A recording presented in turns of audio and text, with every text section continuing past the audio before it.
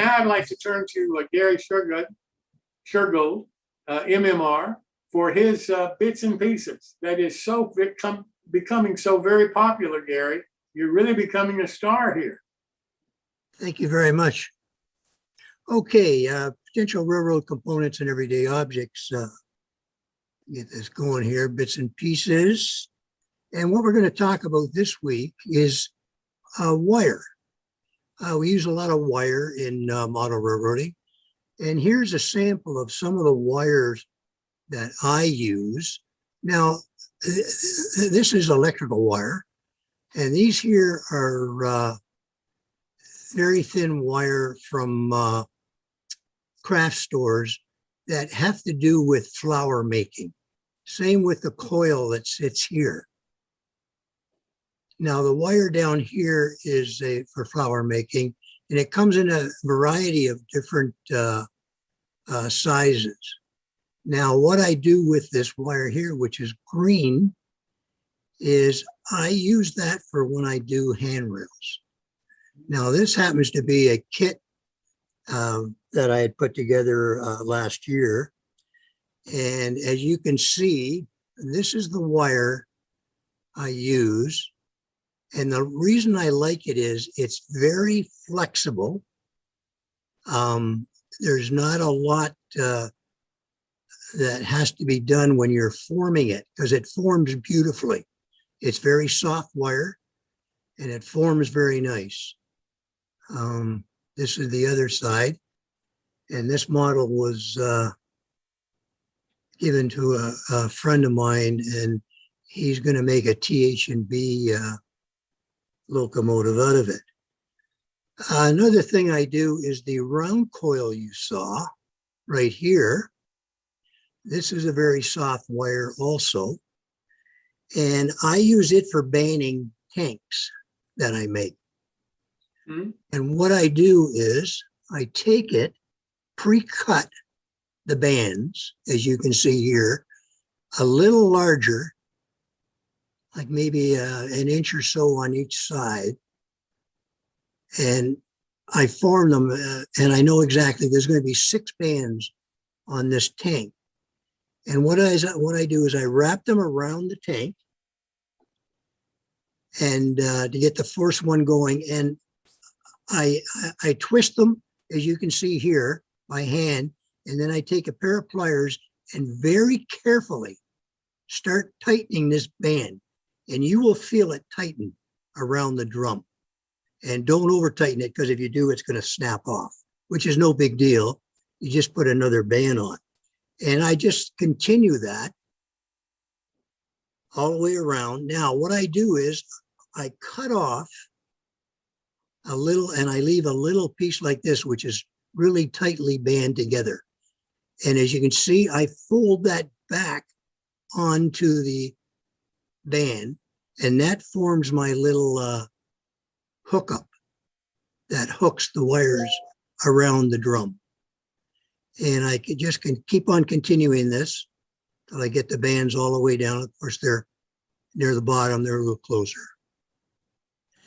And here it is, the tank has got some wash put on it. And the bands, you can see them folded over. A little bit of weathering. And one of the things I do is I look for unusual things, and here we go. These are the pull-off tabs off of orange juice containers. We cut this off, and we end up with a cap.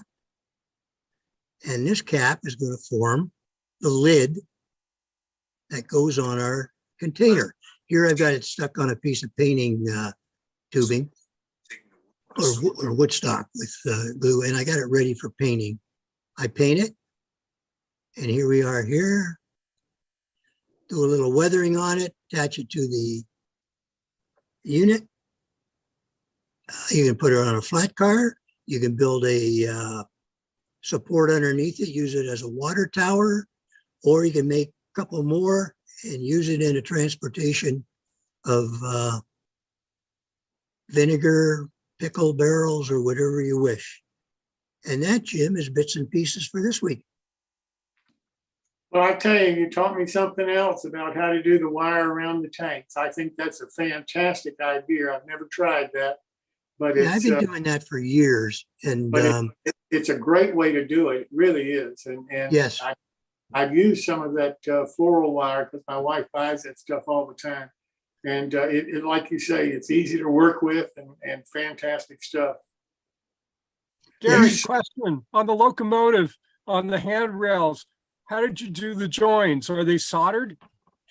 the joints are put together with super glue. Yeah. The wire is very easy to work with, Yeah. extremely easy. And when I do it, I solder mine. Yeah, well, I don't think you can solder this material. Then I use a little different kind of wire because the wire that I use comes with a coating on it. And I scrape the coating off, and that gets me down to the bare metal. Okay, But it's floral wire as far as I know, and my wife gets it in different sizes, so I thought it might be the same thing. it could be, like this has a coating too. You can take Yeah. the green coating off and then Yeah. there's a bare wire underneath. That's But what I do, and once I've got the bare wire, then I just solder it like I would a brass any Yeah. piece of brass. yeah, Oh. like as I say, I've used it for a number of years and Yeah. I've never really had a problem with the railings coming off. Yeah. Unless it gets banged really bad. The learning curve is learning how to bend it properly. Yeah, you follow the patterns. Thanks so much.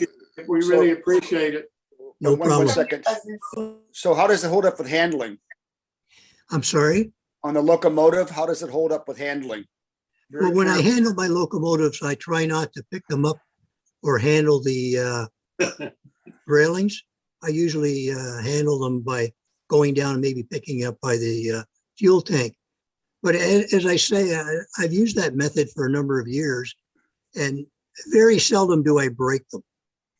Okay, all right. If they break, just super glue them back together and repaint them. Okay,